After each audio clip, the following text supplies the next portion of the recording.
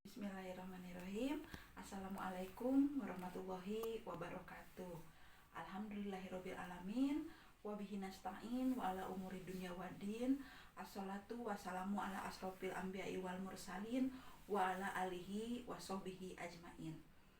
Rabbi shrahli sadri wa yassirli amri wahlul 'uqdatam min lisani yafqahu qouli, amma ba'du.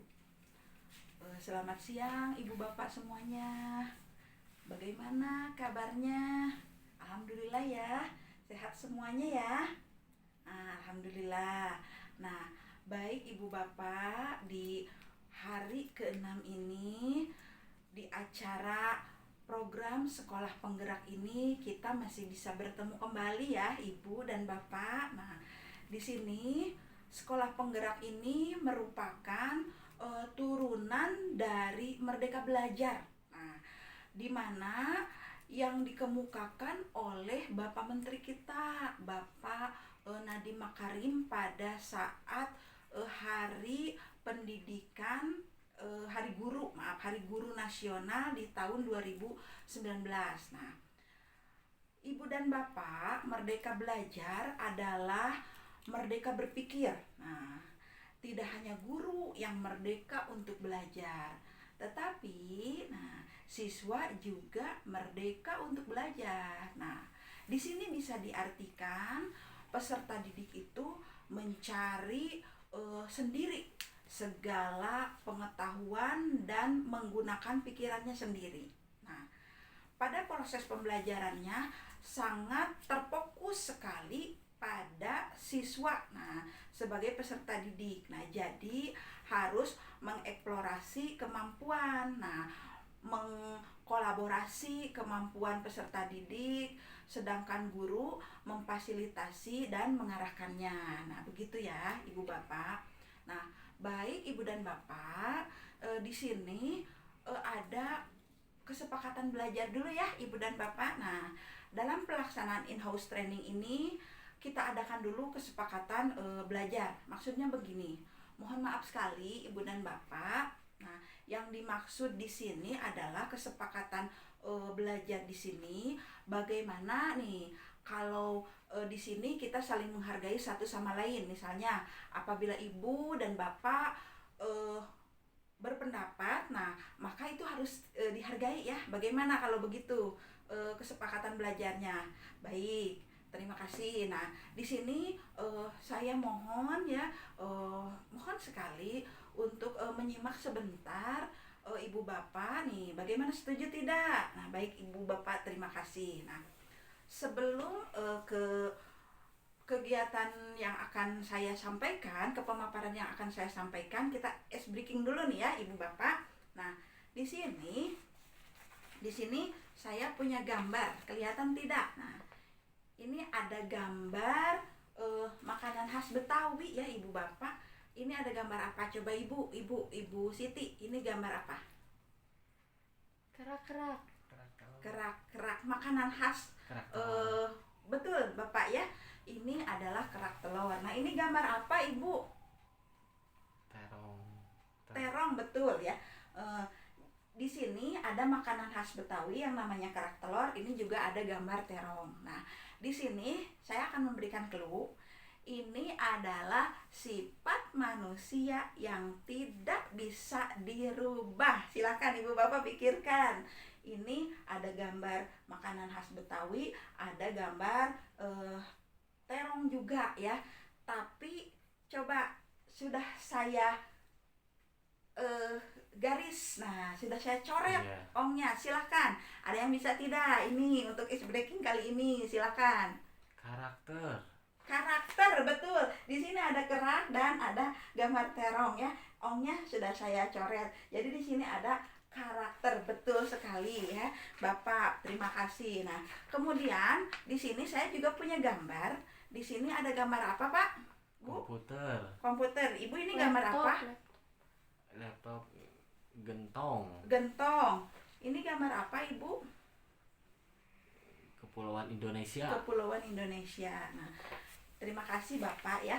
Nah, keluhnya yang berhubungan dengan dunia pendidikan. Nah, ini kan biasanya pembelajaran itu ingin mencerdaskan peserta didik kita menjadi cerdas. Nah, di sini lawan kata bodoh itu kan cerdas.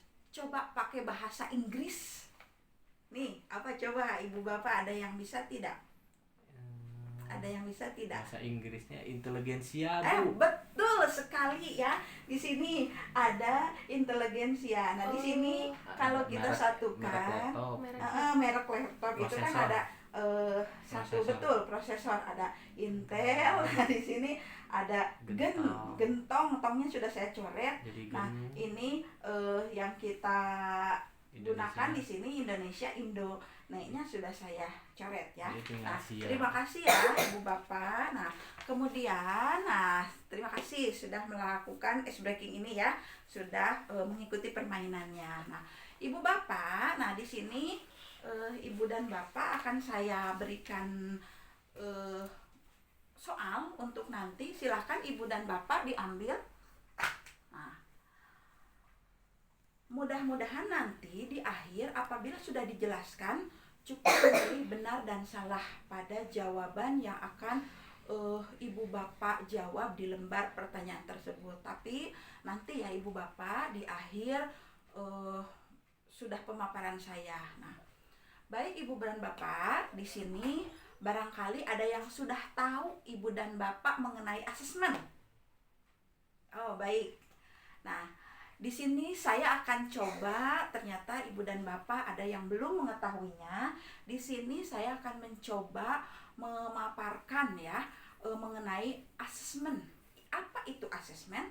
Nah, asesmen itu adalah upaya untuk mendapatkan data atau informasi dan proses hasil pembelajaran untuk mengetahui seberapa baik kinerja siswa secara sederhana. Nah, asesmen itu nih secara sederhana asesmen itu bentuk penilaian ya.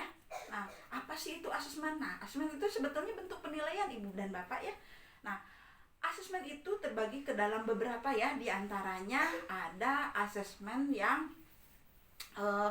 formatif, ada juga asesmen sumatif. Nah, di sini asesmen formatif adalah proses pengumpulan data mengenai sejauh mana kemajuan peserta didik dalam menguasai kompetensi ya atau materi secara optimal.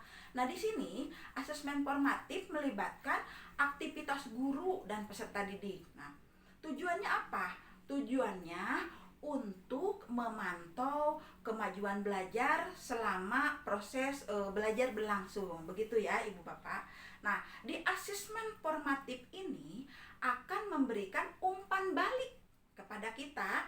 Nah, penyempurnaan program pembelajaran nih, mengetahui dan mengurangi kesalahan yang memerlukan perbaikan. Nah, di asesmen formatif ini dilakukan oleh pendidik bukan hanya penilaian untuk pembelajaran saja ya.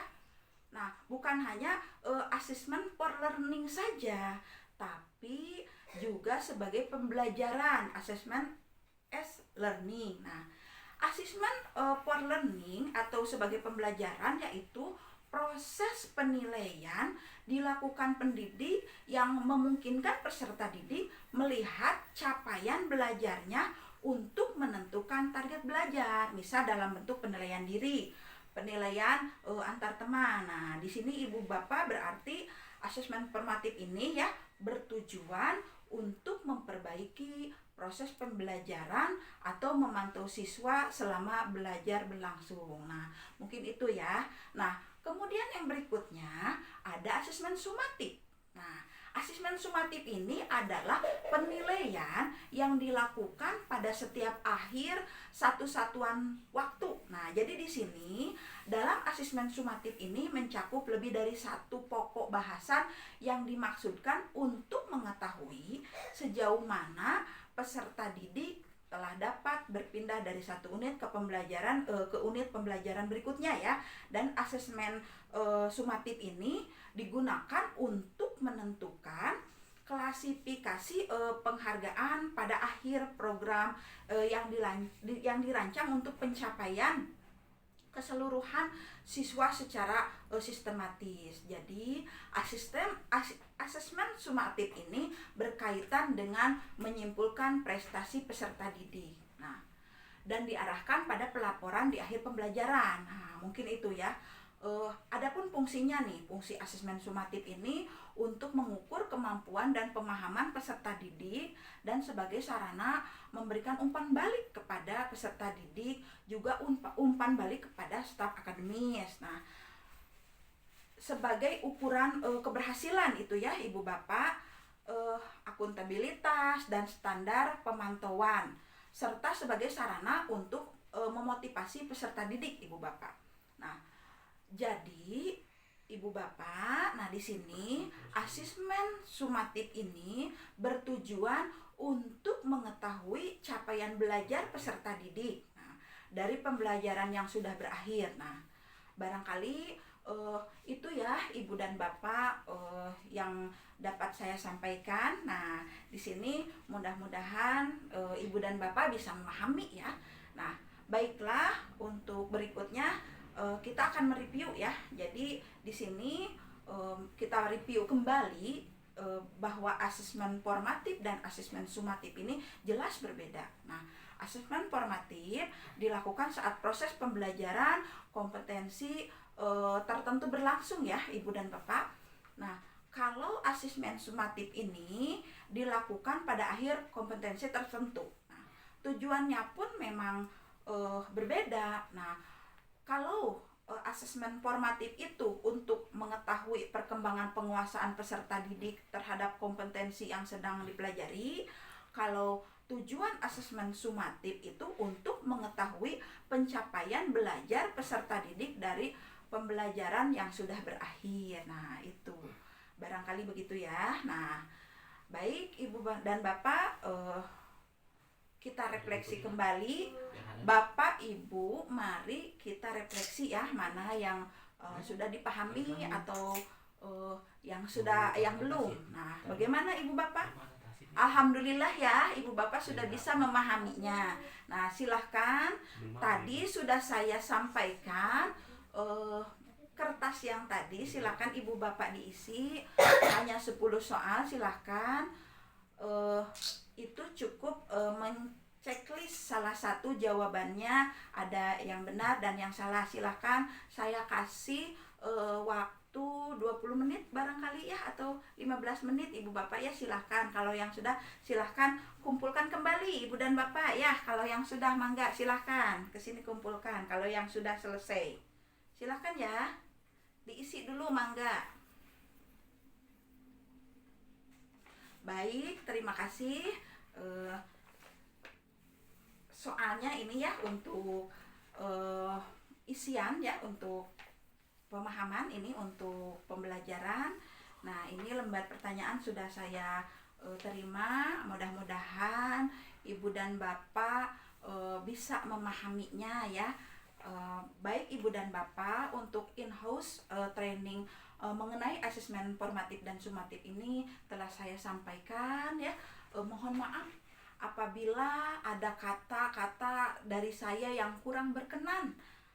Atas perhatiannya saya ucapkan akhirul kalam. Billahi taufik wal hidayah. Wassalamualaikum warahmatullahi wabarakatuh.